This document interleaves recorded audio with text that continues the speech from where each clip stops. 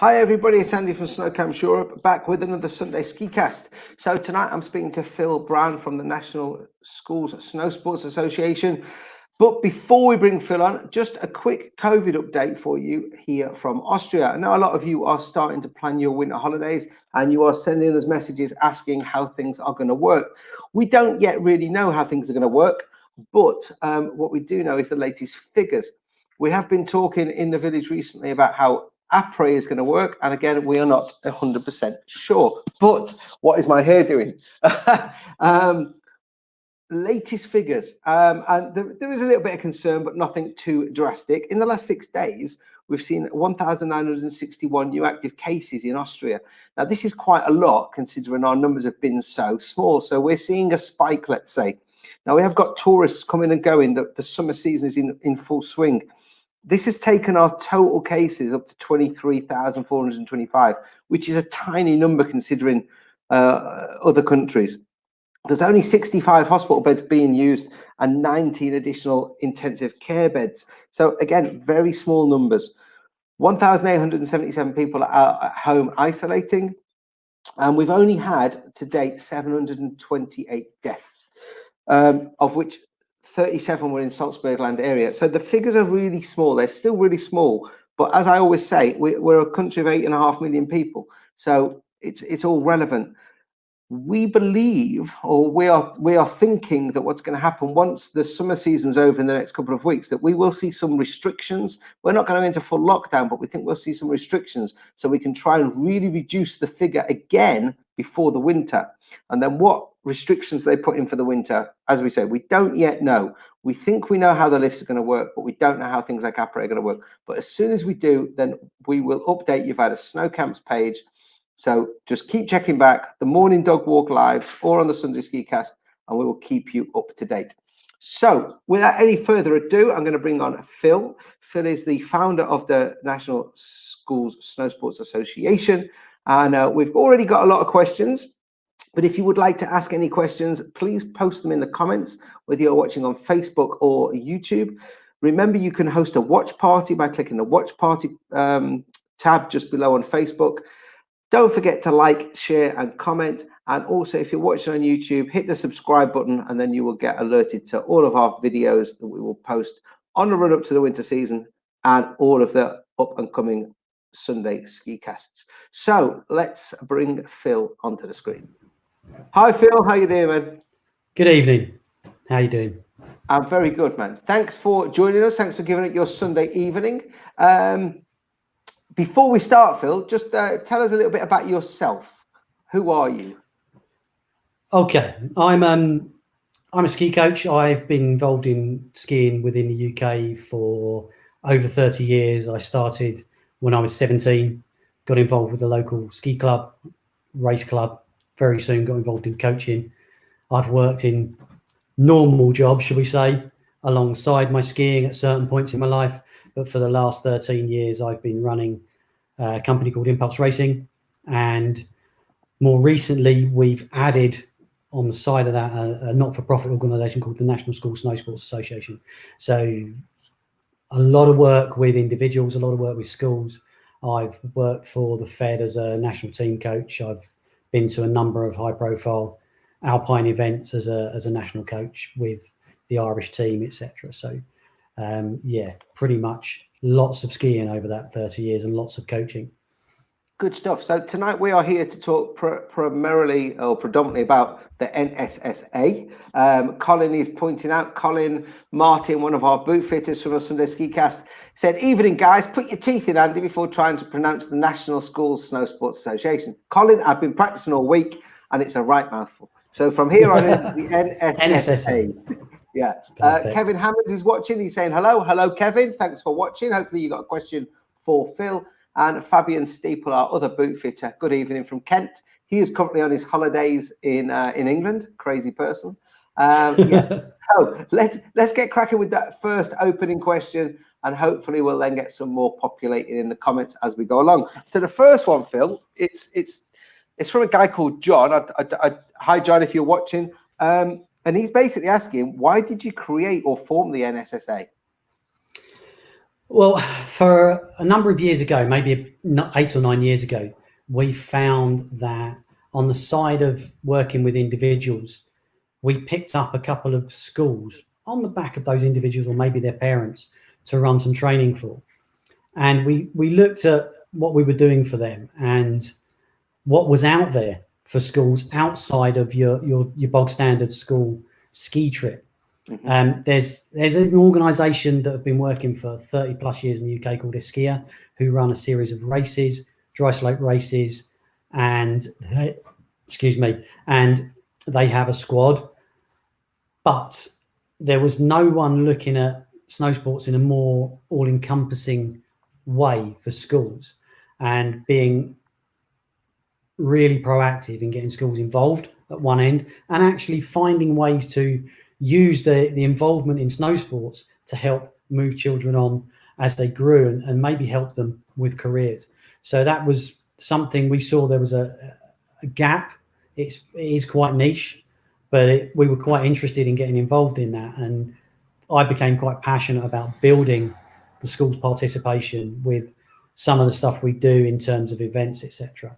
So it was basically, we were already doing some work with schools, and it was putting a label to it and setting up a separate organisation that hopefully as we moved on, we could start to build some funding within from schools membership, from events, and maybe be able to put something more back into the sport, but putting more children in at that bottom end, because there's a lot of organisations out there working within racing, but they're all fishing from this tiny pond because we don't have a lot of alpine racers.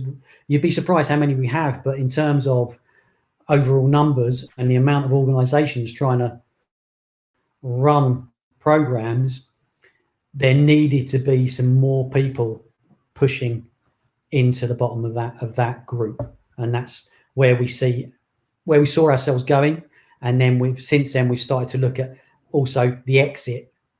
So when the kids leave school or they're looking for other things, how they can use their involvement in snow sports to help them in later life. Okay, so the NSSA isn't purely about racing. No, it's not. That's our background. That's my background, and that's the way I've come into it. But we're also working with freestyle and snowboard, and we're also working with gap providers. We're talking to organisations that help place children into universities, not necessarily in the UK, and the skiing and academic scholarships that they can access via that route. Okay, cool, good stuff. John, hopefully that answers your question of why Phil started this. Next question is from Mary.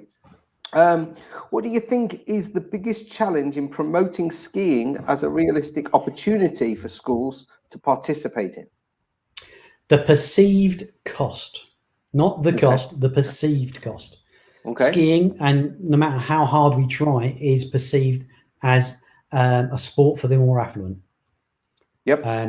So, and there's no getting away from it. As UK residents, it's very difficult and expensive to travel to the mountains. There are ways to make it cheaper, but there are also ways to get involved locally. So in some of the events and camps that we would run in the UK, we can get the schools involved there. The indoor centres and races up to COVID, we were running several races at the Snow Centre a year with 450 children attending in a day. Okay. Manchester with a couple of hundred, and several dry slope events with between 100 and 200 kids. So that's a fairly cheap way to get involved. And from there on, it's looking at the most cost-effective ways to get away and train. There are clearly cheaper resorts. There are tour operators that will work with busing the children out rather than flying them. So there are ways to reduce the costs, and there are ways to be involved in snow sports on a smaller scale, but in the UK. Okay. Which, So let's talk a little bit about what you do in the UK, because you work across some dry ski slopes and up until COVID in the indoor slopes.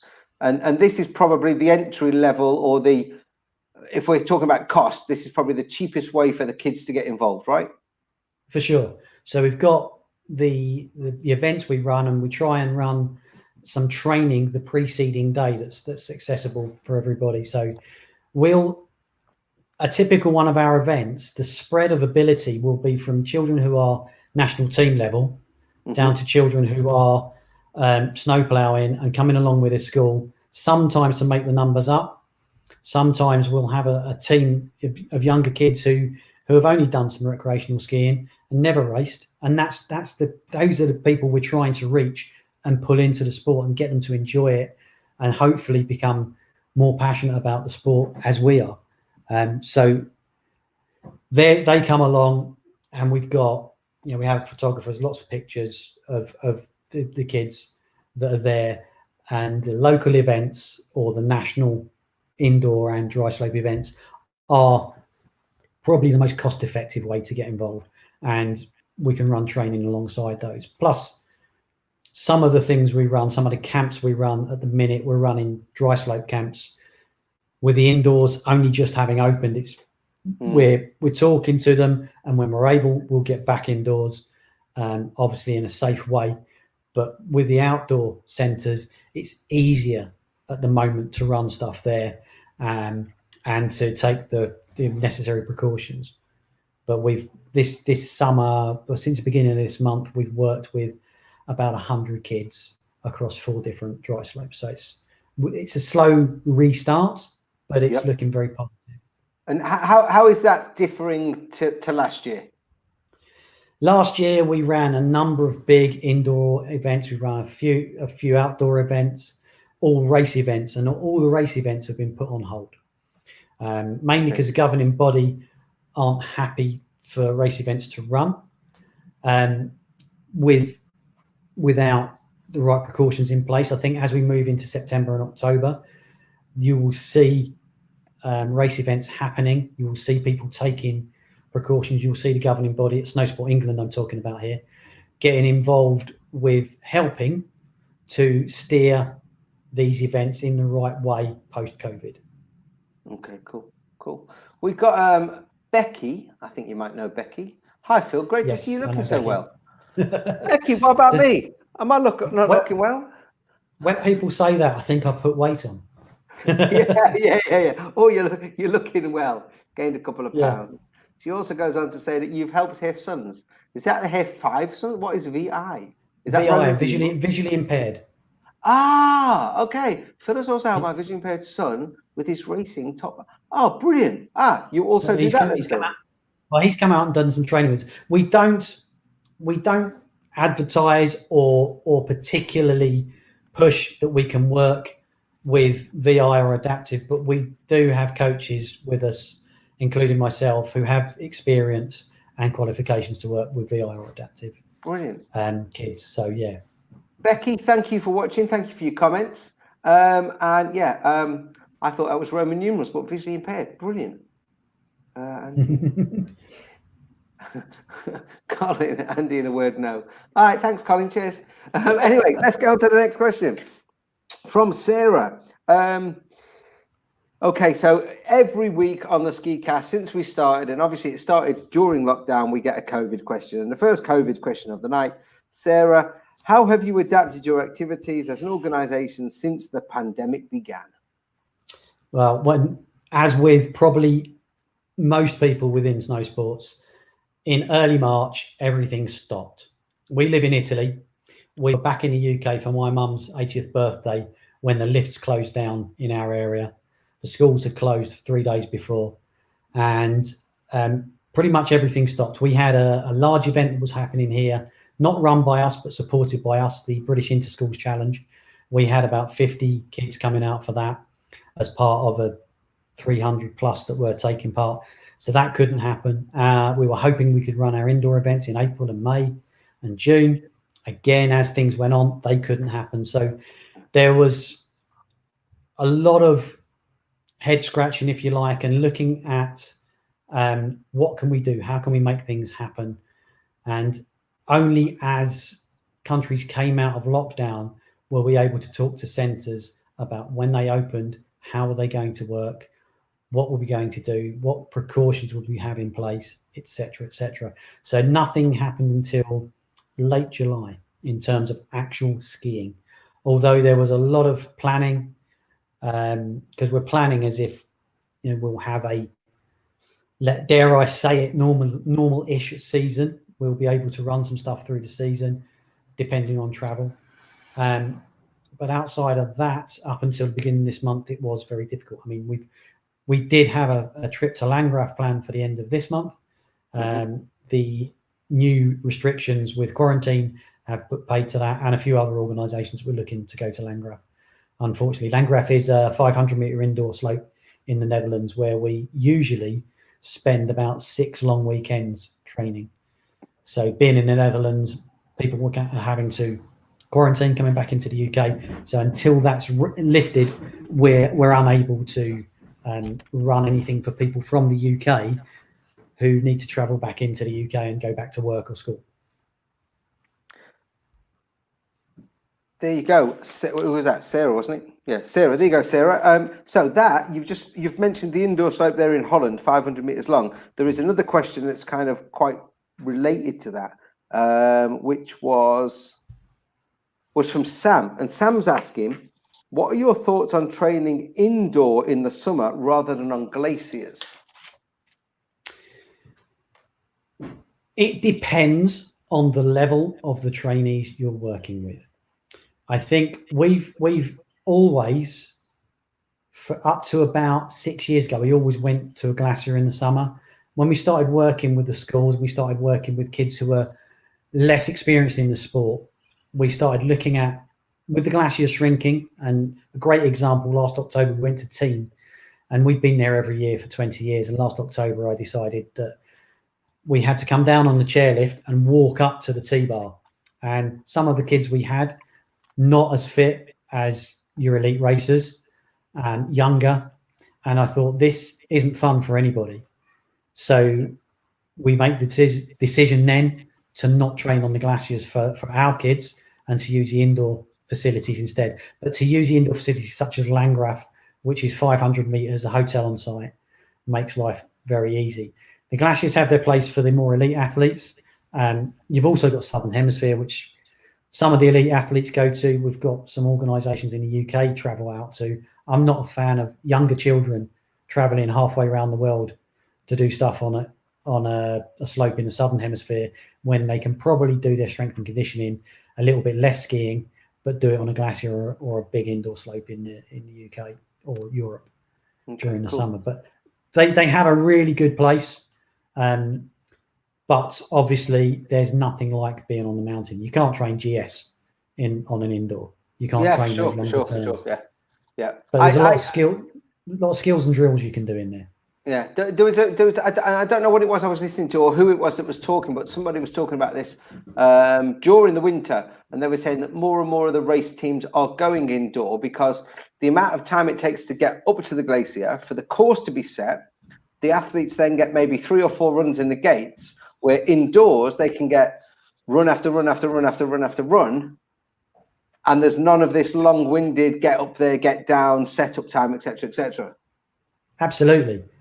There's a slope in Germany, in Wittenberg, where they inject the piste, and it's only high-level racers. Dave Riding trains there a lot during the summer. A couple of other British Fizz teams have gone there this summer.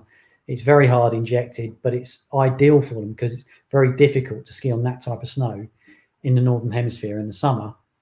And again, when you travel, you're taking the chance that the winter in the Southern Hemisphere is going to be good. If it's not, it can be a very expensive waste of time. So it works, but as I say, it's all slalom. But you know, with these guys in the Northern Hemisphere, they can work on skills drills, slalom technique within a large dome, and then as we hit late September, early October, they can move onto the glaciers. Conditions are becoming more winter-like. Yeah. They can then start their training for the bigger turns and perhaps the speed events if that's where they're going. Yeah. Okay. Cool. There you go, Sam. There you go. Your question about indoor training. So the next one, Steve is asking, what level ski qualification do you hold, Phil? I'm qualified with BASI and with IASI, so that's the Irish Association of Snowsports Instructors, as an ISIA, so that's the International Snowsports Instructors Association.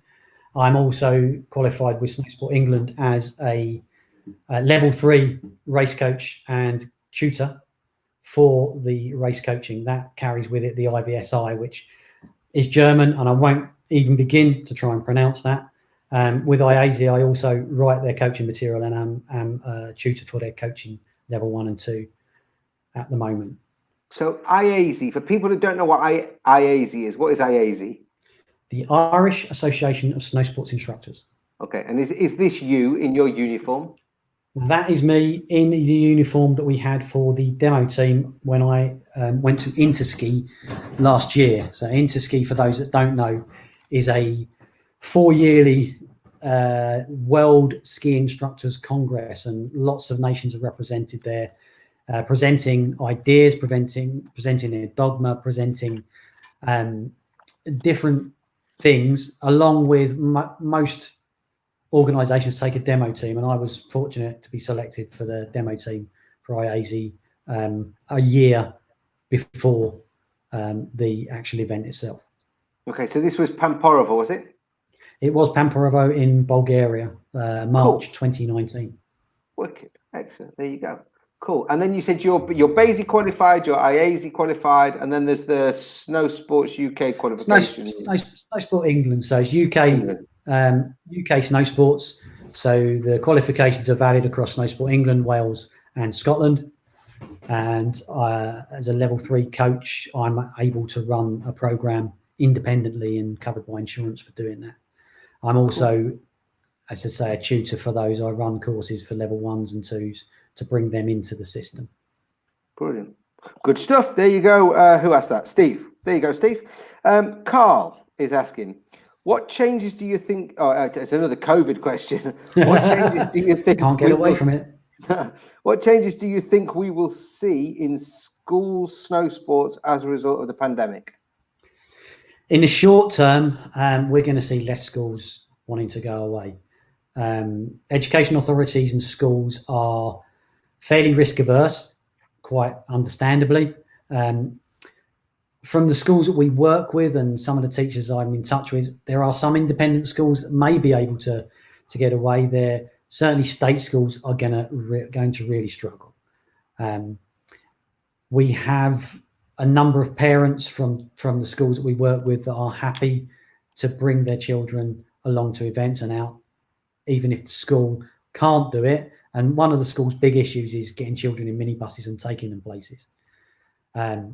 Plus, the couple of schools tour ops we talked to, obviously their ski bookings are through the floor at the moment. Yeah. Because of COVID. Not just COVID itself, but all the worry surrounding what if I'm in France, Austria, Italy, and the UK government slap a 2-week isolation onto visitors returning from that country. So I think that's probably as big a worry as COVID itself at the moment, as we've seen in the last few days, the activity with people trying to get back into the UK. So I think certainly in the short term, as we learn to live with it or find ways of dealing with it, whether that be retroviral to take for it or perhaps vaccinations, then maybe we'll move back into some kind of normality. But I imagine it's a big learning experience for many in terms of how we integrate with each other. And I think we'll see some changes going forward from that. But I'm very hopeful that certainly everybody I talk to wants to get back to their sport. And if they're sports skiing, that's great. So I think people are inventive, like I say, necessity is a mother of invention. People will find ways of dealing with it and working around it and working in a safe way. But I think for this season, it's going to be quite tough for schools, certainly travelling. Maybe UK-based stuff may pick up a little if we we can make it happen in the right way. But for traveling abroad, I think we're going to see more people traveling independently. Certainly parents bringing their kids out rather than schools bringing the kids out. Yeah, yeah. Okay, Fabian Steeple, one of our boot fitters from a previous SkiCast, he's asking a similar related question. How many people in total are joining you in a normal season, and how many schools are you currently working with? Okay, so if we look at our indoor events and our alpine events, we're working with somewhere in the region of 200 schools to a lesser or greater extent. Some it may be a point of contact at a training session and an event. Some may be regular training throughout the winter on UK facilities. Some may be one trip out here to an event or to an event we don't run and we support, such as British Schoolgirls or Schoolboys or the Inter-Schools Challenge. So yeah, somewhere in the region 200 schools and somewhere in the region of over 2,000 children that we're direct contact with. Okay, cool. Over a year, not just a season. Yeah, over the year, yeah, because obviously we got the whole dry slope and the indoor thing going on as well. There you go, Fabi. Yeah. Hopefully that answers your question, mate. This isn't a question we've had sent in. It's not a question that's on the comments. It's a question that's just come into my head is, if I'm a school teacher watching this and my school currently isn't in communication with the NSSA, what do I need to do? What do I need to do to get involved, to get my kids involved, to get on board? Contact us and we can help you. We've got a Facebook page, a Twitter page. It's all National School. If you Google National Schools Snowsports Association, it will bring up our website, Twitter, etc., and you'll find the email or send us a message and we can help you. I can either myself, depending on restrictions, because I'm in Aosta in Italy, so sometimes at the moment it's more difficult to travel, I'm sure you can appreciate, or I've got a couple of more senior guys who run bits and pieces for us in the UK. They can come in and talk to you and present at the school if necessary, or we can just have a phone conversation about how you can get involved. It's not particularly onerous and we can make it as simple as we can. We can do as much for you as we can to help you get involved and bring the kids along. Okay. Me thinking as a school teacher, does my school need to be near a dry slope? It's going to be better and more cost efficient if you are, but if we can run something at a weekend or one evening later, if you can be, if you have to travel an hour and a half, or if it's a weekend and you have to travel 2 hours and we can run something for you, then that's not a problem. Okay, cool. And there are a few schools that we run bespoke trips out to Landgraf for as well. Okay, cool. Yeah. Cool. Okay, we have just had another question come through in the comments. I've just got to change back to the comments. Colin's asking us a question. How many coaches are you currently employing? What sort of ratio coaches to athletes? So in terms of coaches, we are not an employer of coaches. Coaches are freelance. They work for us freelance. We have a lot of very reliable guys and they will go out. We can have, depending on the event, we can have up to 16 working for us at any one time. And we try and work with 6 or 7 to a coach on a training basis. On a race day, it's a little bit different if we're running the race and not actually doing race support. If we're doing race support, that carries on from training, 6 or 7 to a coach, because they get a lot more value time with the coach in those smaller groups. Yeah, for sure. And it's the same with if you're teaching a group of tourists how to ski, if there's only 6, 7, 8 in a group, it's way better than 12 for sure. Absolutely. More personal time with a teacher. Jim is asking us a question. Jim BT, when pupils take on skiing as part of their sports module for their exams, I'm guessing he's talking about PE, GCSE, or A level maybe. Or A level, yeah. Yeah. What skiing body what skiing body is being used as a benchmark? Okay. It's a great question. None is the answer. The different exam boards have some, shall we say, interesting criteria for the children to meet. We run a number of GCSE and A-level sessions for kids. We can run the GCSE stuff in the UK, and it has to be indoor. They won't allow it on dry slope, even though there's some extremely challenging dry slopes in the UK, such as Gloucester at 200 plus meters. But the exam boards have gone snow only, so indoor snow, or there has to be a competition element. So we have to time them. We have to run a small race for them with timing and video. And I would love to be able to get involved with the exam boards, but they seem to be a bit of a closed shop, and a lot of sports have recently been dropped from A-level and GCSE curriculum, and there is a fear amongst other bodies that to rock the boat means that skiing might get, well, you're too much trouble, it's not going to happen. Yeah.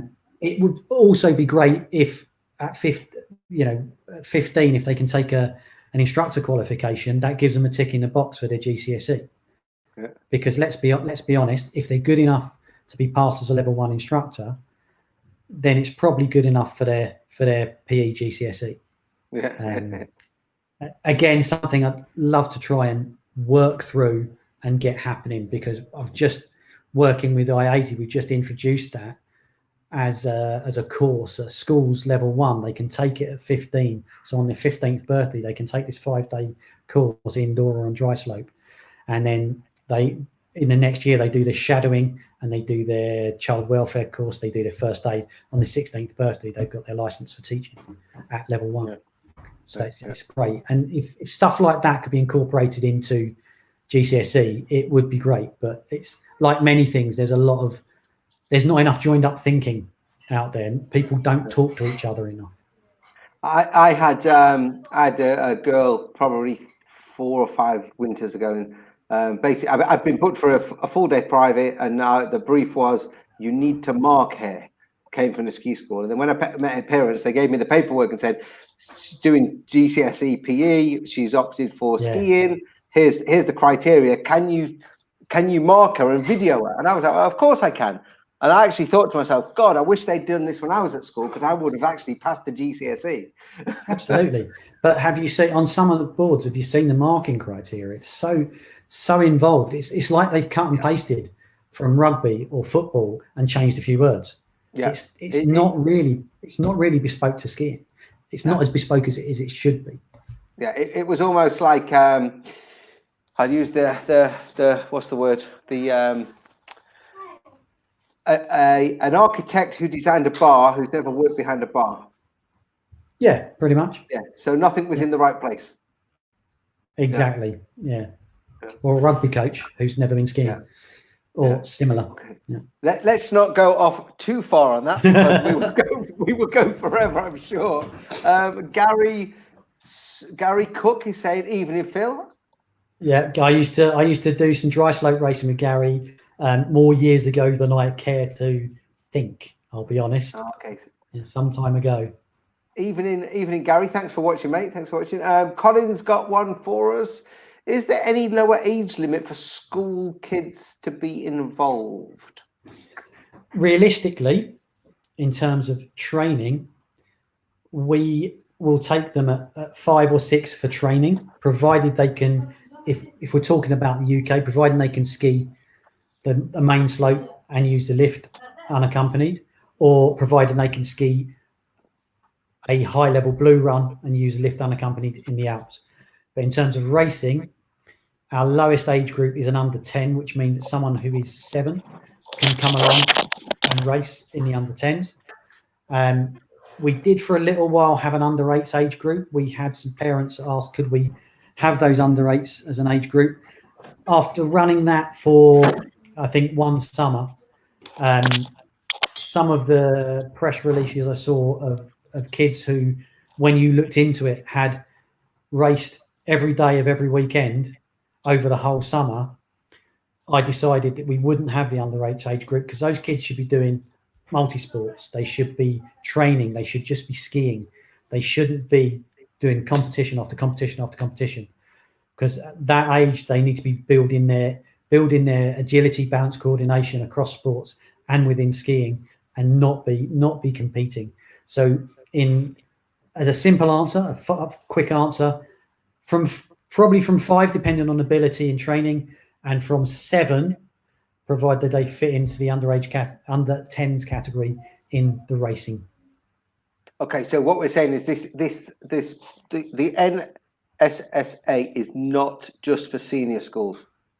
Primary, junior schools can also take part. For both, and our events have two. Our events are 2 races within an event. We have the primary and junior schools and senior schools separately.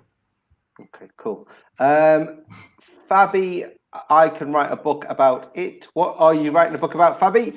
Please tell us in the comments. And to answer your other question, Fabi is asking me what is outside, because he knows that I was looking at my window. And as I do with all of the people who come onto the SkiCast, I do explain to them that if they go into a solo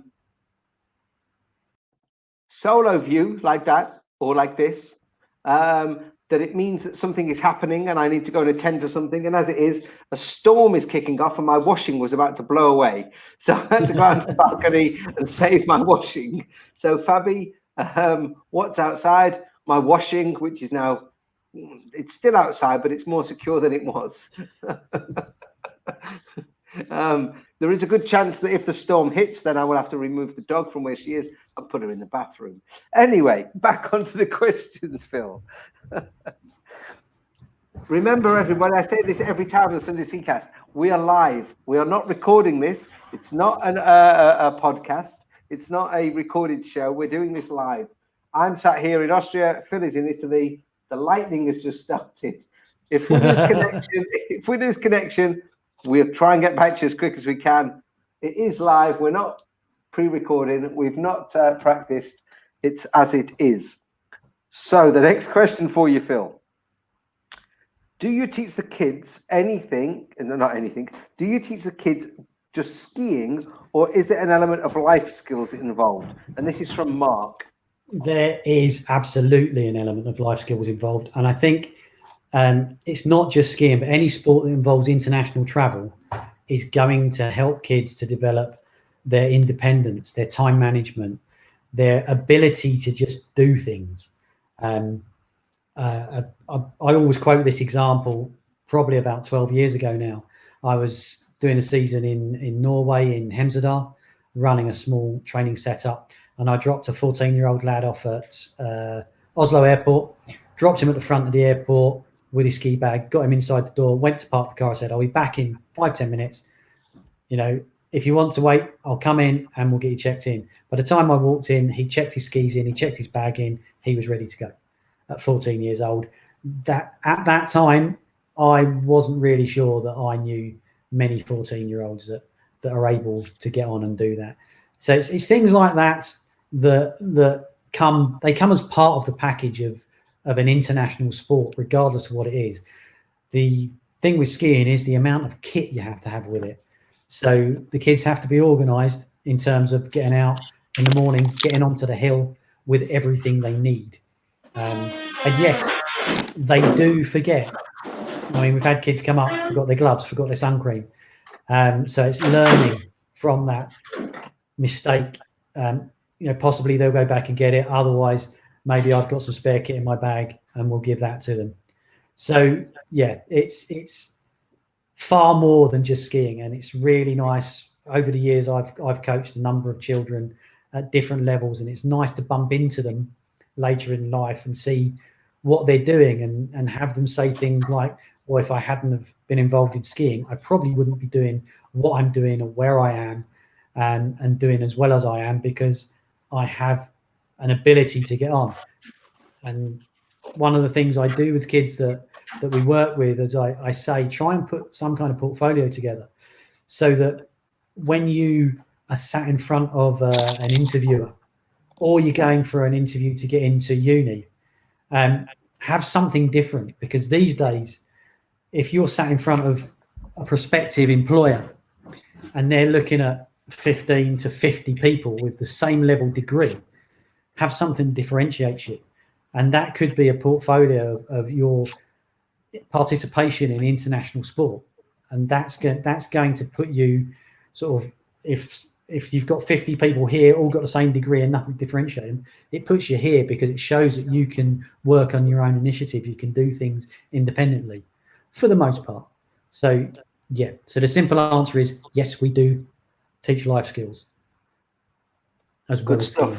Good stuff. So it's not just all about the skiing. Brilliant. So going back to Fabi was talking about writing a book about people building stuff, but they have no idea where to put the stuff to make it work.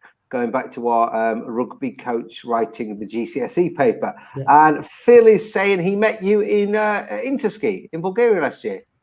Jim, yeah, I met a lot of people in Bulgaria last year. It was it was a busy week. It was great fun, but yeah, it was a busy time. Lots and lots of associations there. It was good to meet a lot of those people. Okay, good stuff. There you go. Oh, Kevin has just come up with a question. Let's have a little look what this is. Can people help the NSSA as volunteers with the school camps? I would love to get involved helping young people get into the sport. I started when I was 5 years. I'm now 43. Good question, Kevin. He's a spring chicken. Isn't he just? Yes, simple answer is yes, and we love people to help out. Obviously, there are, I hesitate to use the expression hoops to jump through, but there are things that have to be in place before people can help out, especially with children. But yes, we are more than happy to have people come along, shadow, to help. Extra pairs of hands are always useful, and even more so if those people are connected to a school and can help bring more kids in. You know, that's fantastic from our point of view. I mean, our aim is to build this sport and build it through schools from the bottom up, and hopefully widen the base of that pyramid so we get more people in Dave, Charlie Guess, Alex Tilley's position, racing World Cup week in, week out.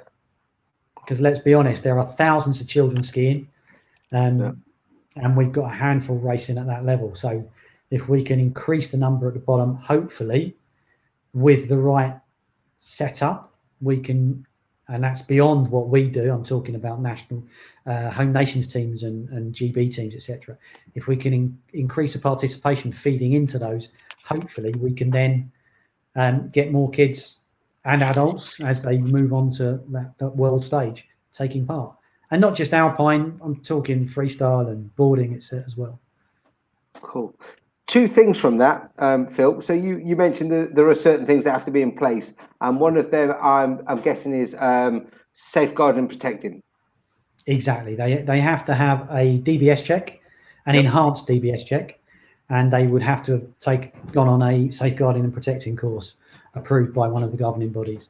I would probably ask them if they weren't to join Snowsport England as well, because it's far easier to access those things as a member, and it's as a simple member, it's not expensive to belong to, and it's quite useful to get a lot of information from.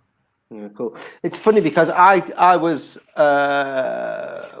English Ski Council back in the day. That's what it was, yeah. Yeah. So I was English Ski Council back in the day, and then I rejoined and I did a safeguarding course, and it just happened to be it was outside of Reading, and I was with a group of cricket coaches.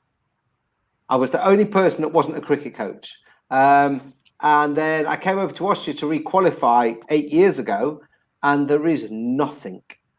There is no mention of it within the system, within licensing, within anything. And I was very surprised. I thought that as it was now needed in the UK, that it wouldn't be needed across Europe, but they don't even talk about it. No. It's very surprising, strange, isn't it? Yeah. And the second thing from what you've just said, which leads on to a question that we've been asked by Jane. She says, how does the NSSA fit with your... No, that's not the question I'm looking for. Hang on.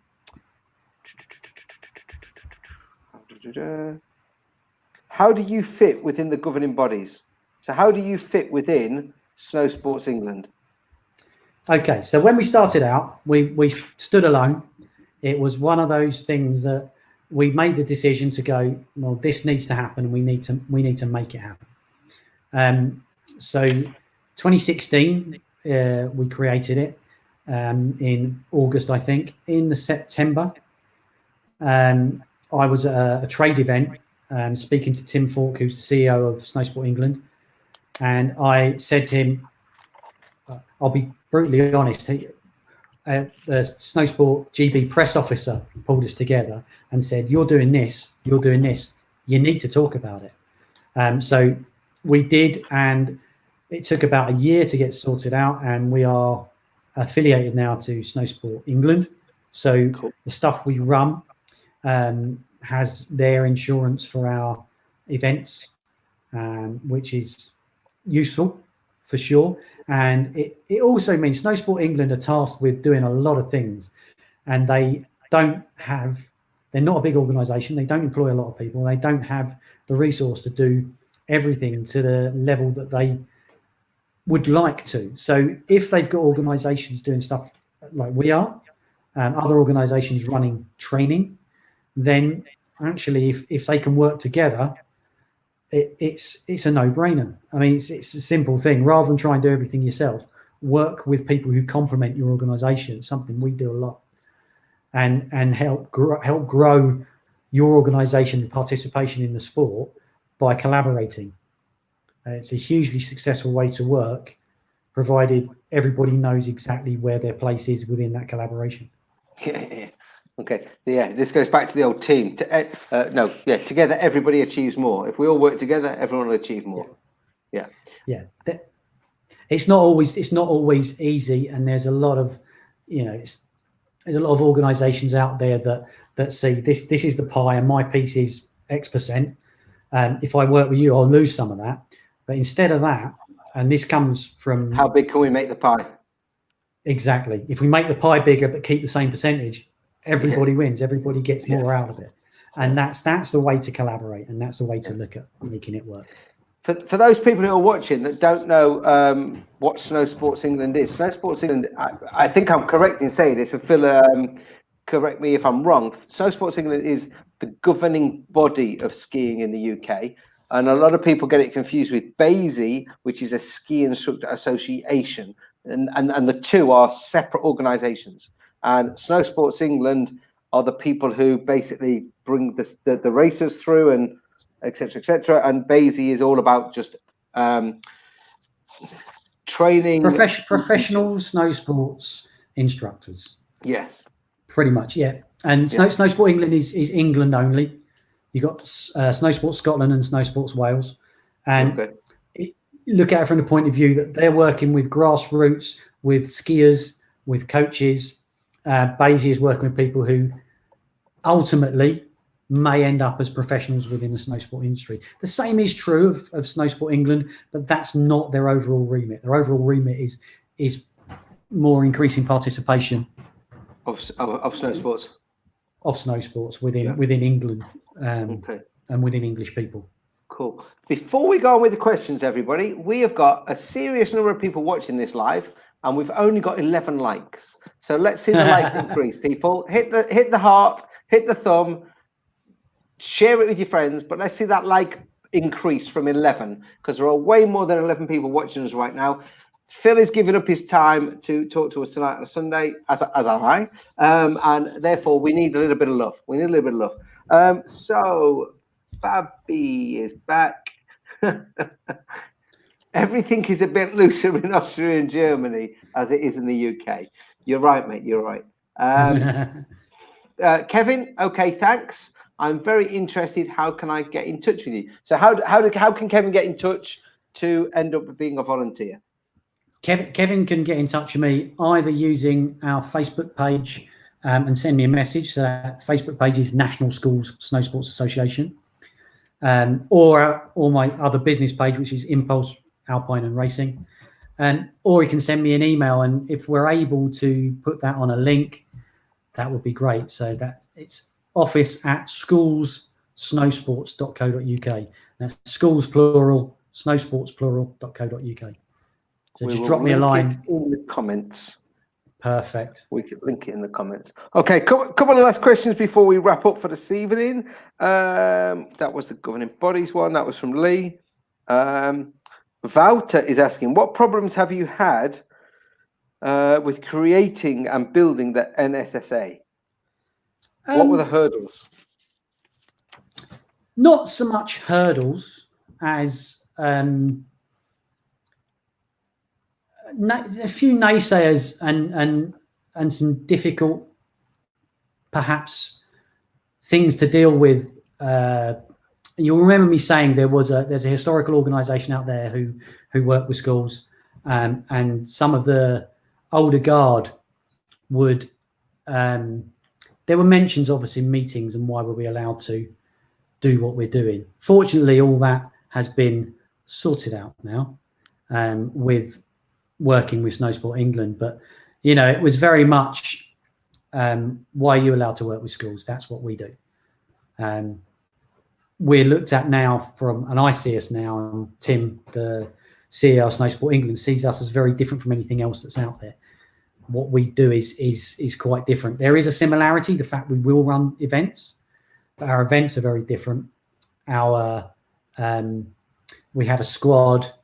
Again, the selection for that is very clear, very open, very different. And we don't just work with Alpine racing, and we work with the gap courses, etc., etc. There's so many more things we do now than when we originally started that differentiate us from other organisations. So that, outside of that, not really any big issues. It was, we see a number of training organisations starting to work with schools, which is great, because if they're working with schools that wouldn't normally come in to the sport, that's fantastic. We can all learn from people doing something new within the sport. We can all learn from it.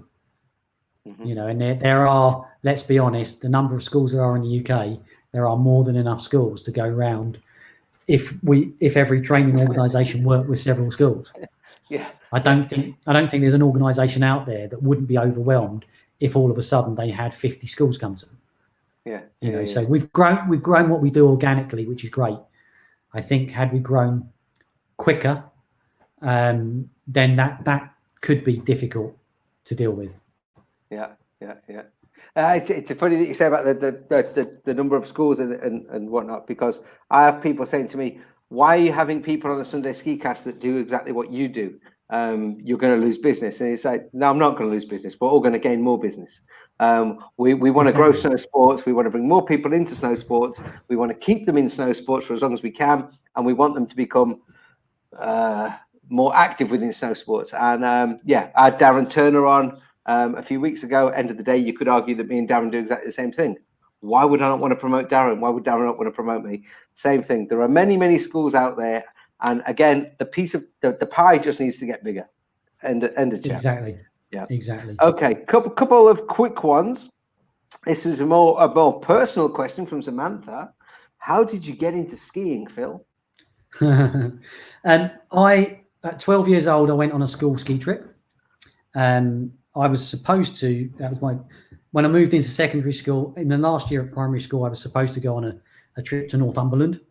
My parents at the time said, I can't afford it. So the first trip that comes up in your secondary school, you can go on.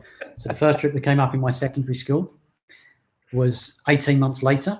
And that was a ski trip. So my mum, and, fair play to her, it wasn't cheap.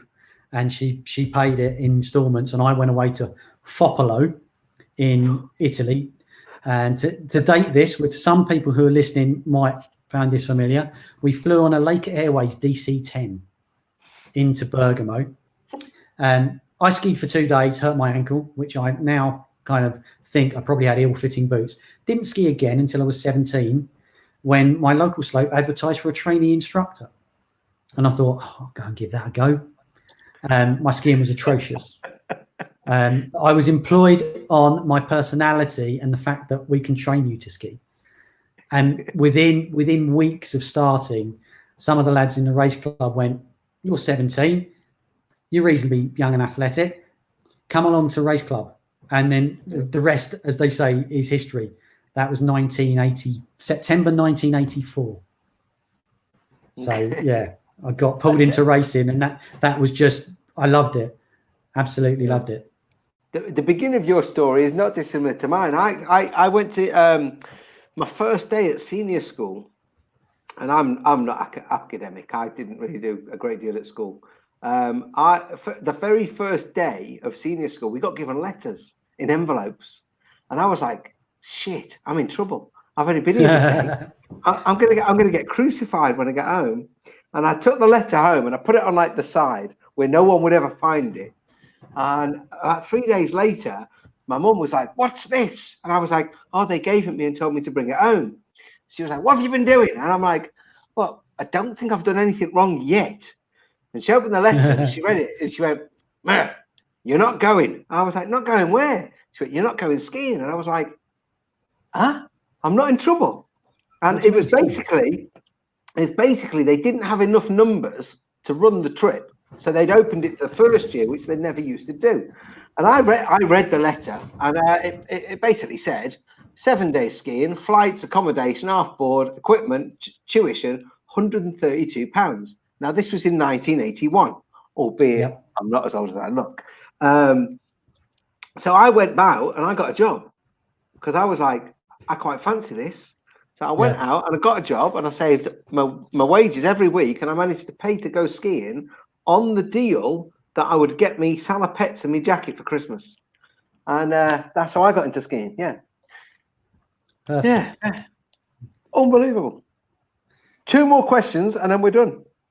Cool. Where are you based in the winter, Phil? Is what Elizabeth is asking? I live in a place called Aosta, the Valle d'Aosta, in northwest Italy.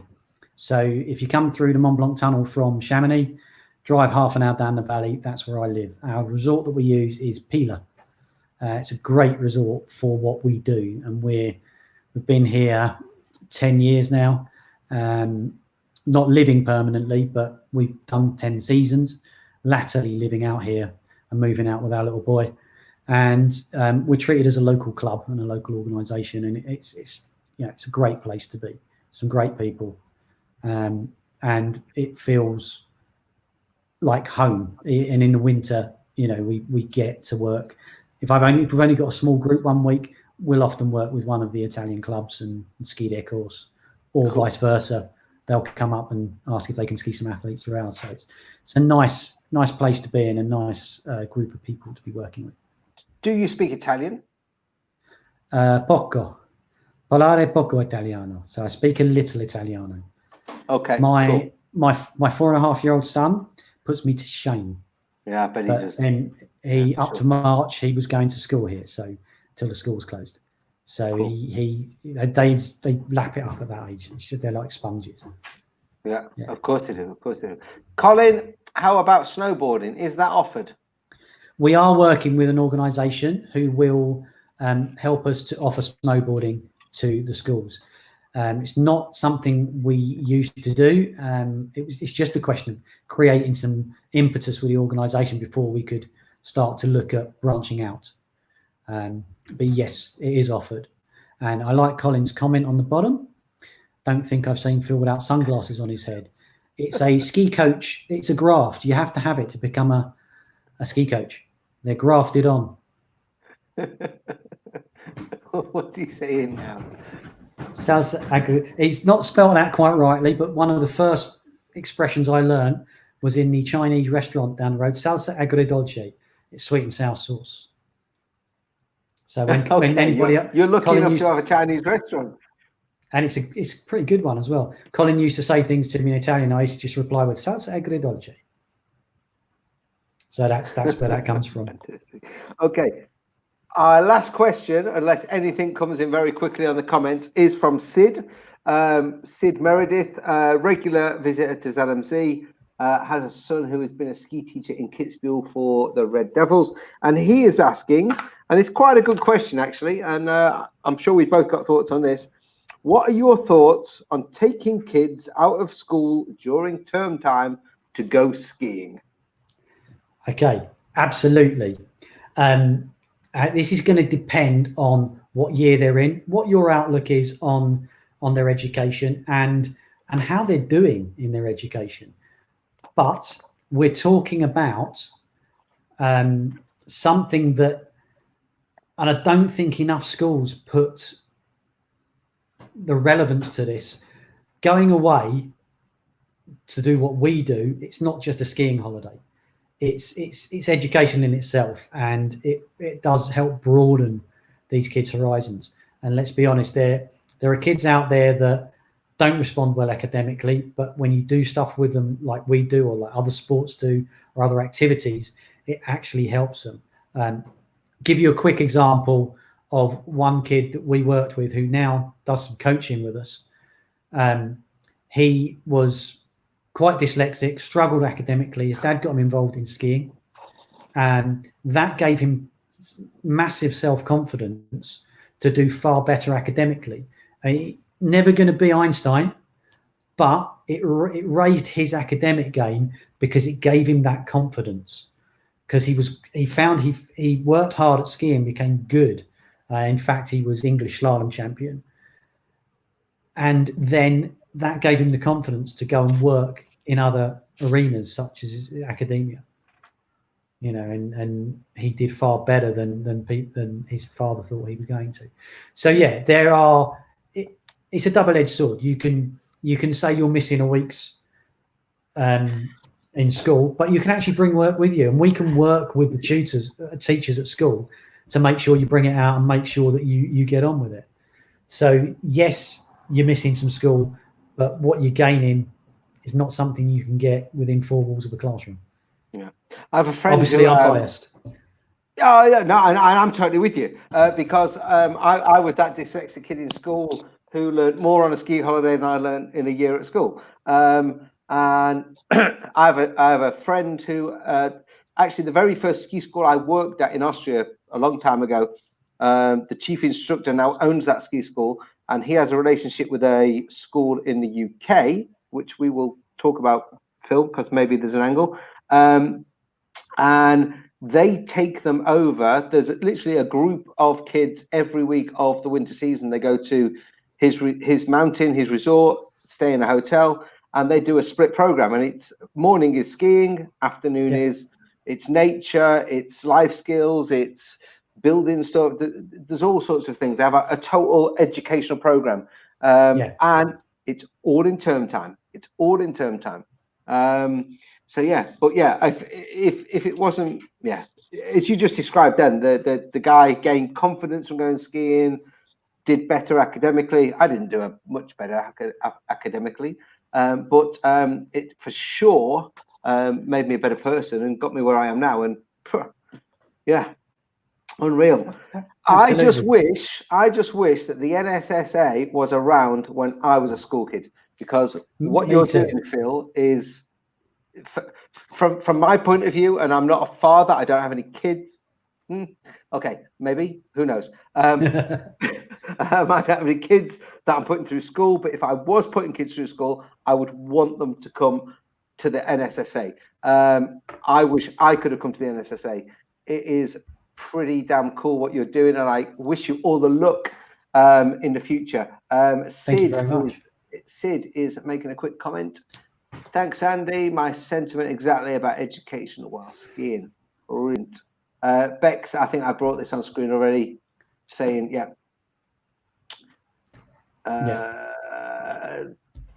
thank you, Phil, for your time to answer our questions. Thanks, Rosie, for hosting a live again after such a long time without Sunday. It's only been 2 weeks, Fabs. It's only been 2 weeks. I've been busy, man. I've been busy running a restaurant. Clearly, it seems longer to him. Yeah, it does, because he's in England. But yeah, there you go, folks. That was this week's Sunday Ski Cast with Phil Brown from the NSSA. If you have any more questions, continue to put them in the comments. Myself or Phil will respond as and when we see them. If you know somebody or would like to see somebody on the Sunday Ski Cast, then send me a message and I will try and get them on. Equally, if you would like to appear on the Sunday Ski Cast, then let me know. Hopefully we'll be back next week, if not maybe the week after. But in the meantime, we're going to say goodbye for now. Once again, Phil, thanks for that. It was fantastic. No problem. Thank you for having me on. A lot, as always, people saying thank you. Thanks, Phil, Andy. Great chat. Cheers, Kevin. Get in touch with Phil about the volunteering. Thank you for watching, Becky, Jim. Thanks, guys. Really interesting and informative. Thank you for watching, Jim.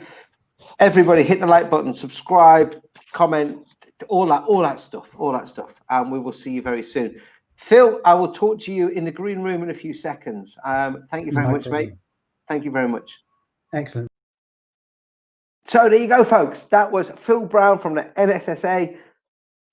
I think we probably could have gone on for a lot longer because we got a lot of comments. We've still got questions on the paper here. If you are a parent and your kid is in school and they are skiing, get involved. If you are a school teacher and your school's not yet involved with the NSSA, get involved. Let's get skiing. Let's get every kid skiing. As far as I'm concerned, it should be mandatory within physical education in schools, along with football and tennis and netball and whatever else they play nowadays. Hopefully we'll see you next week. If not, in a week or two, we will publicise the next Sunday Ski Cast. Andy from Snow Camps Europe, enduring the storm outside. My washing is now inside in the kitchen, nice and safe. My dog has managed to weather the storm so far, as we've not had any thunder, we've only had lightning. But there it is, another Sunday Ski Cast. Looking forward to the next one. Thanks for watching, everybody. Andy from Snow Camps Europe here in Capron with Phil Brown from the NSSA saying bye for now. We will see you all on the next Sunday Ski Cast. Ciao, ciao.